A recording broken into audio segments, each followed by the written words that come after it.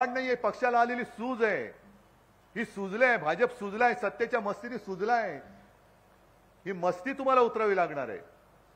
आणि म्हणून मी जे काय संवाद दौरा करतोय की तुम्ही माझे कुटुंबीय आहात, माझ्या कुटुंबाला मला सावध करायला पाहिजे की अरे बाबांनो बघा, उद्या कदाचित काय आता मोदीजी वारंवार महाराष्ट्रामध्ये येत आहेत, अगदी या 19 तारखेला सुद्धा शिवनेरीला येणार असं कळलंय। आणि नुसतं शिवनेरीला नाही तर आपण मुंबईमध्ये आल्यानंतर आपल्याला कळेल की जो एक कोस्टल रोड आपण करतोय, होय ते माझं स्वप्न होतं, मुंबई महापालिकेच्या पैशाने तो करते आहे, अर्धवट आहे अजून, पण एका बाजूचा रस्ता त्याचं घाईघाईने लोकार्पण करायला मोदीजी हे मुंबईत येणार आहे। म्हटलं एका अर्थाने बरं आहे, कारण स्वप्न मोदीजींचं स्वप्न वेगळं, पण किमान उद्धव ठाकरे जे बोलतो ते करून दाखवतो याची साक्ष द्यायला पंतप्रधान स्वतः येत आहेत, हे माझ्यासाठी अभिमानाचं काम आहे। आम्ही अशी जळणारी माणसं नाही आहोत, कोणी का उद्घाटन करा, कारण जनतेसाठी आम्ही केले, तो काय माझा खासगी मालमत्ता नाहीये ती कोस्टल रोड, पण आम्ही महापालिका म्हणून ते केलेलं आहे, याच्यामध्ये केंद्राचा एक पैसा नाहीये, राज्याचा नाहीये, पण तुमच्या हस्ते तुम्ही पंतप्रधान आहात, आम्हाला अभिमान आहे, देशाचा पंतप्रधान आम्ही पूर्ण केलेल्या स्वप्नाचं उद्घाटन करायला येतोय, ही चांगली गोष्ट आहे। तर हे असे वारंवार येतील आणि तुम्हाला पण काहीतरी भूलथापा मारून निघून जातील। तुम्ही सगळ्यांनी आता तुम्ही जिथून आला तुमच्या गाव वाड्या वस्त्या पाड्यांमध्येही जागृती करायला पाहिजे, खास करून महिलांना मी सांगतोय, कारण महिला काय होतं, महिलांना पटकन काही आश्वासन दिलं का त्या बिचारा बोलतात अरे हे बरोबर आहे बाबा, हे द्यायला पाहिजे, असं केलं बरोबर आहे, 50% आरक्षण मिळते आता, यावर्षी मिळणार आहे, पुढच्या वर्षी मिळणार आहे, नाही कधीतरी मिळेल, तुमच्या नातीला किंवा तिच्या नातीला कधीतरी मिळेल, हे अशी त्यांची स्वप्न, अशा त्यांच्या भूलथापा। पण महिलांसाठी ज्या काही योजना आहेत, उज्ज्वला योजना असेल, स्त्रीधन असेल, आणखीन काय असेल, गावामध्ये विचारा प्रत्येक जणीला की तुला घरामध्ये उज्ज्वला योजनेच्या माध्यमातून किती सिलेंडर मिळाले, दरवर्षी 2 कोटी लोकांना आम्ही रोजगार देऊ। तुम्ही सगळ्यांनी एकमेकाला विचारायचं गावागावामध्ये, पंतप्रधान मोदींनी जे 14 साली जाहीर केलं होतं त्या 2 कोटीपैकी बाबा तुझा नंबर लागला का रे? आपल्या गावामध्ये, आपल्या जिल्ह्यात, आपल्या तालुक्यामध्ये केंद्र सरकारच्या माध्यमातून नवीन रोजगार आला का रे?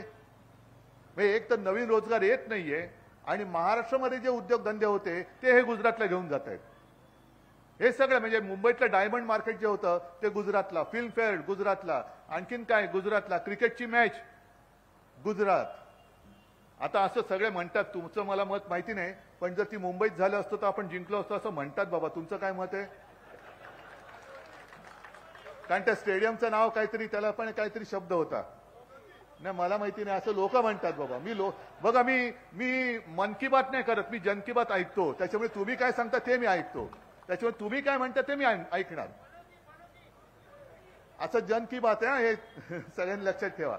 तर ही अशी जी काय तुम्ही आता म्हणालात ती देशाच्या मागे लागलेली आहे, ती गाडून टाकणं आणि त्याच्यासाठी सावध राहा सांगायला मी आलो होतो। आणि मला खात्री आहे ज्या एका ईर्षेने, जिद्दीने आणि आपुलकीने तुम्ही आलात, याचा अर्थ असा की इकडे पंतप्रधान येऊन किती त्यांनी गॅरंटी दिली तरी सुद्धा तुम्ही भुलणार नाहीत।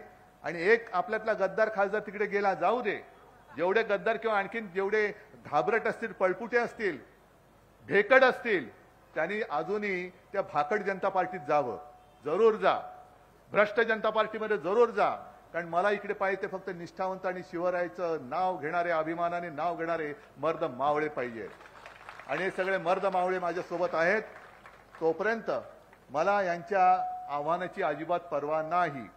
आणि आता तर मी तुमच्यासाठी मैदानात उतरलेलो आहे, मला काय व्हायचं म्हणून मी नाही उतरलो, मी तुमच्यासाठी उतरलेलो आहे, महाराष्ट्रासाठी उतरलेलो आहे, आणि होय म्हटलं तर देशासाठी उतरलेलो आहे, कारण देश वाचला पाहिजे, महाराष्ट्र वाचला पाहिजे, माझा शेतकरी जगला पाहिजे, माझ्या माता भगिनी जगल्या पाहिजेत, आणि त्यात सुद्धा लोकशाहीच जगल्या पाहिजेत, आणि त्या तशा जगवण्यासाठी मी मैदानात उतरलोय। फक्त आपले आशीर्वाद मजबूतपणाने पाठीशी ठेवा, बाकी काय पुढचं आहे ते मी सगळं उत्तर द्यायला मी समर्थ आहे। धन्यवाद, जय हिंद, जय महाराष्ट्र। धन्यवाद साहेब।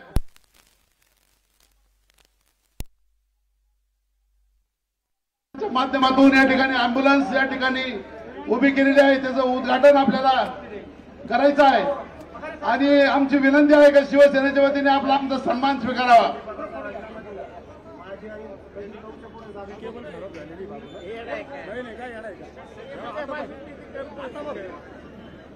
सर्वजण